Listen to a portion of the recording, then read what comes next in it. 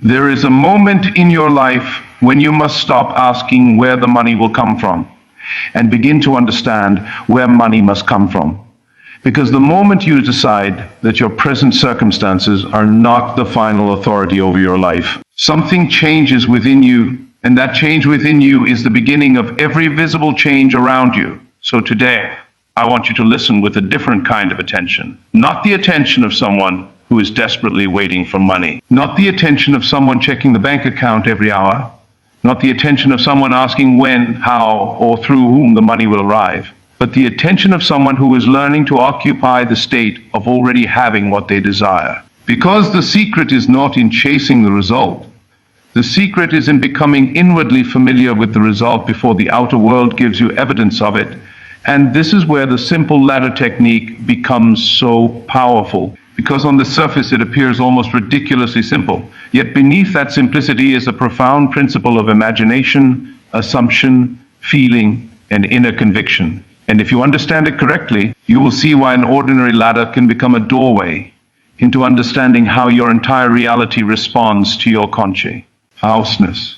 So imagine for a moment that you've been told to climb a ladder, and instead of climbing it physically, you close your eyes and experience yourself climbing. In imagination, you feel your hands touching the rungs. You feel the weight of your body shifting upward.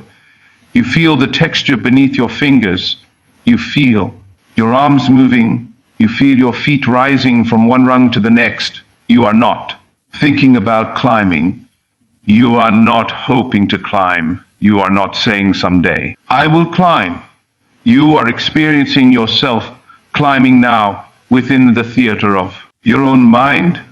And this distinction is everything, because imagination does not need the physical world to begin creating a new inner experience.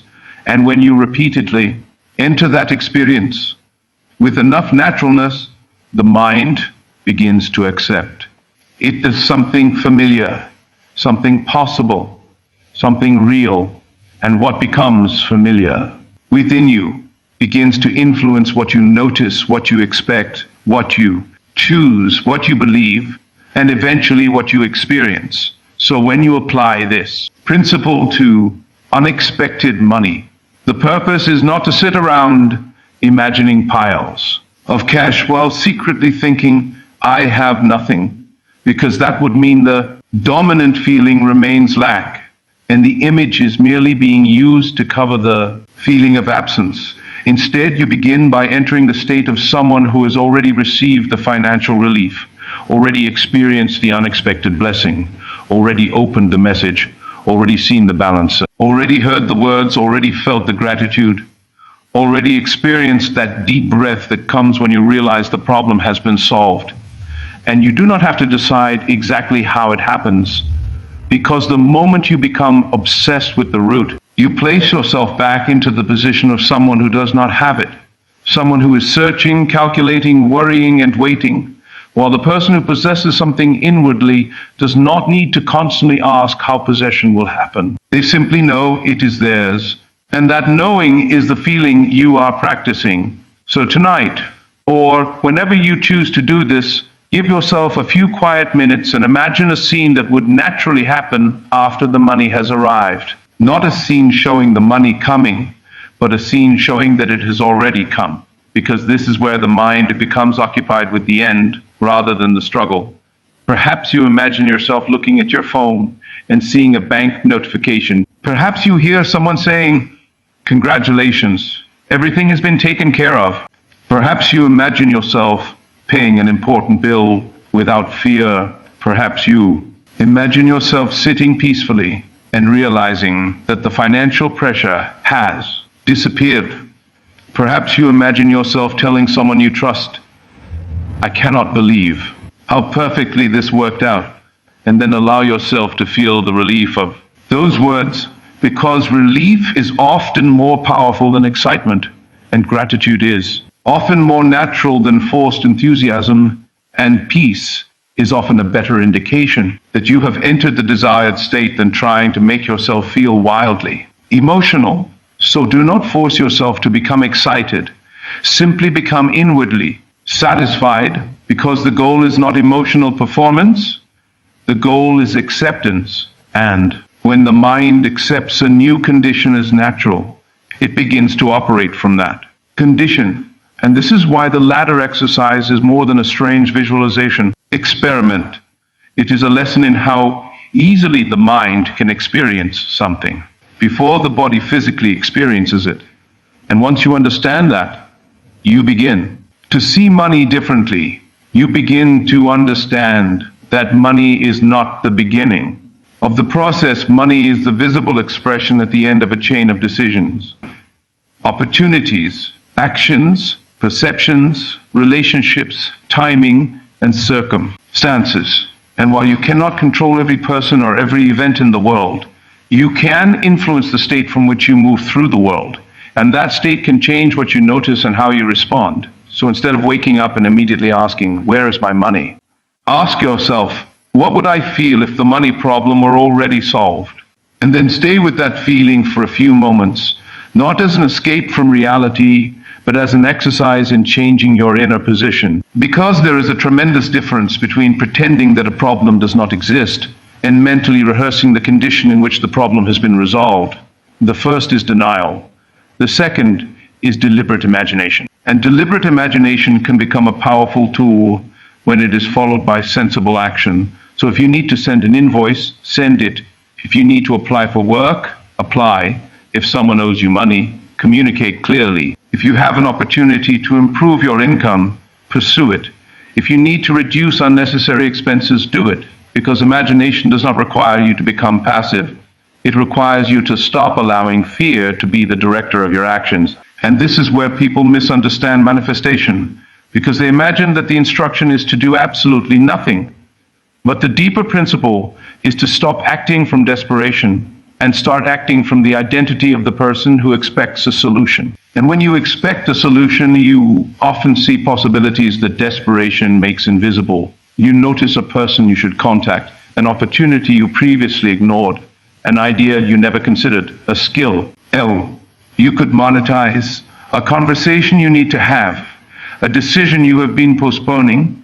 And sometimes the unexpected money does not arrive through the dramatic miracle you imagined, but through a chain of ordinary events that becomes extraordinary because of the timing. So your task is not to dictate every detail. Your task is to establish the end in consciousness and remain open to the bridge that leads there. And the ladder is the perfect symbol because you do not need to know every movement before you take the first step. You simply know the direction. And when you practice your desired state, you are taking an inner step toward the identity of the person who already experiences the result. Now let us make this even simpler, because simplicity is important. Close your eyes and imagine that you are already holding something that proves the money has arrived. Maybe it is your phone, maybe it is a receipt, maybe it is a confirmation message, maybe it is a bank statement. But do not stare at the object from a distance. Experience it from your own perspective. Because first-person imagination is different from watching yourself like a movie character. Feel your fingers holding the phone. Hear the tiny sound of the notification. See the numbers. Notice the relief moving through your body. Breathe slowly and allow one thought to arise naturally. It is done. Then stop. Do not continue imagining 20 different ways the money might arrive. Do not create a complicated story. Do not start calculating how many hours remain before the manifestation appears. Simply return to the completed experience, because repetition is not about forcing the universe. Repetition is about making the desired state familiar to your own mind.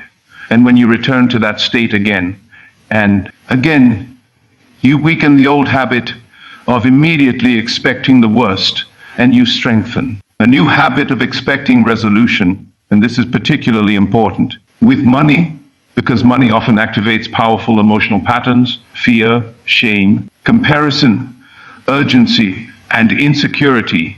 And if every time you think about money, you immediately feel panic, then the first thing you need to change is not your bank balance, but your relationship with the thought of money. Because you cannot build a peaceful financial life while rehearsing financial catastrophe every hour and This does not mean you should ignore your bills or pretend that you're financial.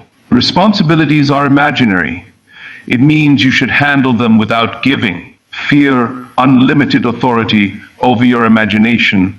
So when you see a bill, instead of thinking, there is no way I can pay this, practice replacing the automatic statement with something more constructive, such as, a solution is available and I am moving toward it. And then take the next practical step, because the purpose of assumption is not to make you irresponsible. It is to make you resourceful, calm, and receptive. And now return to the ladder, because there is another fascinating lesson hidden inside it. When you imagine climbing the ladder, you do not have to convince yourself that you can physically climb it. While your eyes are closed, you simply experience the action in imagination. And the mind can create a sensory experience from memory and imagination, which means you can rehearse a future state before the physical evidence arrives. And that rehearsal can affect your emotional readiness, your confidence, your behavior, and your attention. So, if you rehearse yourself as someone who has financial stability, what happens? You may begin speaking differently, making decisions differently, noticing different opportunities, and carrying yourself with less desperation. And those changes can have real-world consequences, but there is another part of the exercise that is even more important. Do not spend your entire day trying to make the money appear, because obsession with timing can destroy the feeling of completion. If you plant a seed and then dig it up every hour to check whether it has grown, you interrupt the process. And psychologically, the same thing can happen when you repeatedly imagine receiving money and immediately look around asking, where is it? Where is it? Where is it? The repeated checking communicates to your own mind that the result is still absent, so practice the state, then return to your life. And let the assumption become something quietly carried within you, rather than something you constantly shout at reality. And when doubt comes, do not fight it aggressively, because fighting doubt can make doubt more powerful. Simply recognize it and return to the state you have chosen. You might say internally, that is the old story, and then breathe and return to the feeling of being financially supported, because the mind develops habits through repetition, and you are teaching it a new habit, not winning a single battle. And this is why consistency matters more than intensity. You do not need to spend hours visualizing every day. A few minutes of genuine inward experience can be more useful than an hour of frantic visualization, because the goal is quality of assumption, not quantity of mental noise. So tonight before sleeping, allow your body to become comfortable. Relax your shoulders, slow your breathing, and let the outer world become less important for a few minutes. Then imagine the scene after the money has arrived. Perhaps you are sitting in your room and smiling because you finally know that the financial pressure is gone. Perhaps you see the confirmation on your screen. Perhaps you hear yourself saying, thank you. Perhaps you imagine paying what needed to be paid. Perhaps you imagine having enough left over to breathe freely, and then feel that simple, quiet satisfaction. Not because you are trying to trick yourself, but because you are practicing what it feels like to live without the emotional weight that you have been carrying. And as you drift towards sleep, do not ask, when will it happen? Let the last feeling be, it is possible, it is being resolved. I am safe to move forward, because the state you occupy before sleep can become deeply impressed upon the subconscious through repetition and emotional acceptance. And you can also use the ladder itself as a symbolic anchor, imagining yourself climbing one rung at a time until you reach the top. And at the top, instead of seeing money falling from the sky, see yourself entering the financial condition you desire. Feel the floor beneath your feet. Feel the stability of being there. And notice how different your breathing becomes when you no longer need to chase anything. And perhaps the most important thing you can practice is the feeling of enough. Because if your mind is constantly saying, I need more, I need more, I need more, you may accidentally. Make need the emotional center of your financial life, while the state you want to cultivate is not endless desperation for more, but the consciousness of being supported, capable, creative, valuable, and able to receive. And that does not mean you stop having financial goals. It means your goals come from possibility rather than panic. So if you desire an unexpected amount of money, choose a scene that represents completion and visit that scene regularly. Perhaps, you see the exact amount you desire in your account. But remember that the number itself is not the entire experience. What matters is what the number means to you. Because if $1,000 means relief, imagine relief. If $10,000 means freedom, imagine freedom. If a debt being paid means peace, imagine peace. If a new income source means confidence, imagine confidence. And then ask yourself what the fulfilled version of you would naturally think. How would that person walk through the day? How would that person speak? What would that person stop doing? What would that person begin doing? And you will discover that manifestation is not merely about receiving an object. It is about inhabiting a state. And when the state changes, behavior often follows, and behavior creates new possibilities, and possibilities can create outcomes. So the inner and outer worlds do not need to be enemies. They can cooperate. Your imagination can give you direction, while your actions give that direction physical expression. And if you are currently struggling financially, do not use this practice to shame yourself. Do not tell yourself that you created every difficulty through bad thoughts, because life is complex and circumstances are influenced by countless factors. Instead, use imagination as a tool for possibility, resilience, and purposeful action. And let the ladder remind you that you are not required to solve your entire future tonight. You only need to take the next rung. Perhaps the next rung is making a phone call. Perhaps it is applying for something. Perhaps it is learning a skill. Perhaps it is asking for payment. Perhaps it is creating something. Perhaps it is reviewing your expenses. Perhaps it is simply calming your mind enough to recognize an opportunity that panic would have hidden. And as you move, keep the final picture in consciousness. Because when you know where you are going, the individual steps become easier to interpret. And this is why the ladder technique can be applied beyond money. Because once you understand the principle, you can use it for confidence, relationships, career, health supportive habits, creativity, and personal growth.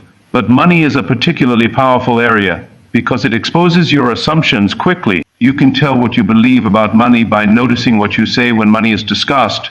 Do immediately think money is hard, I never have enough, people like me cannot get ahead, something always goes wrong. Or do you have an inner expectation that solutions exist, that opportunities can appear, that you can learn, adapt, create, and receive? Your words alone do not magically control reality, but your repeated beliefs influence your emotional state and behavior, and therefore they matter. So begin catching the old statements, not with judgment, but with awareness. And when you hear yourself saying something hopeless, pause and choose a new statement that you can actually inhabit, not an exaggerated affirmation that your mind rejects, but something believable and expansive, such as, there are more possibilities than I can currently see, or I am open to unexpected solutions, or I can receive support in ways I have not considered. And then return to the end state, because the real transformation comes from changing the inner expectation rather than repeating words mechanically. And if you want to make the ladder exercise even stronger, involve your senses. Hear the notification sound, feel the phone in your hand, see the confirmation. Notice the expression on your face. Imagine the environment around you. Perhaps the room is quiet. Perhaps sunlight is entering through the window. Perhaps you are sitting at your desk. Perhaps you are standing outside. And then experience the moment as though you are there, because sensory detail gives imagination substance, but do not make it complicated, because one small scene Repeat it with conviction can be more powerful psychologically than a long fantasy that changes every night. Choose one scene and make it yours, and perhaps the scene lasts only 5 or 10 seconds, but those 5 or 10 seconds contain the whole message. The money has arrived. The problem is solved. You are relieved. You are grateful, and you are moving forward. Then repeat it gently, and each time you repeat it, let the feeling become more ordinary, because what you are trying to create internally is not the shock of a miracle, but the naturalness of a new condition. And that is a profound distinction, because when something becomes natural to you, you no longer need to constantly prove it. You simply move from it. And this is the state that can change your relationship with opportunities, because someone who expects possibility is more likely to notice possibility than someone who expects failure. Someone who believes they can solve a problem is more likely to attempt solutions than someone who has already decided there is no solution. And someone who feels worthy of receiving is more likely to accept opportunities instead of rejecting them through fear or self-sabotage. So while you practice the imagined result, watch your daily behavior for evidence of the new identity, not evid. Hence that the money has arrived, but evidence that you are becoming someone who handles money with greater calm and awareness. Perhaps you stop checking your account compulsively. Perhaps you start organizing your finances. Perhaps you begin learning something valuable. Perhaps you finally ask for what you are owed. Perhaps you become willing to receive help. Perhaps you stop wasting energy comparing your financial life to someone else's. And these small changes can become the bridge through which unexpected opportunities enter. So never underestimate an ordinary action taken from a new state, because the bridge of events may look completely ordinary while you are walking across it. And only later will you see how one conversation led to another, how one decision created another opportunity, how one idea became income, how one introduction changed your circumstances, how one delayed payment suddenly arrived, how one project appeared, how one skill became valuable.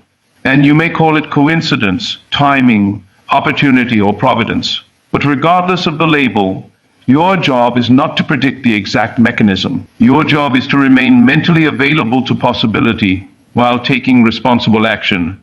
And this is why the instruction to imagine the ladder is so useful, because it teaches you to experience something before you have evidence. And that ability is essential for anyone who wants to create a different life, because every meaningful change begins as an idea before it becomes an experience.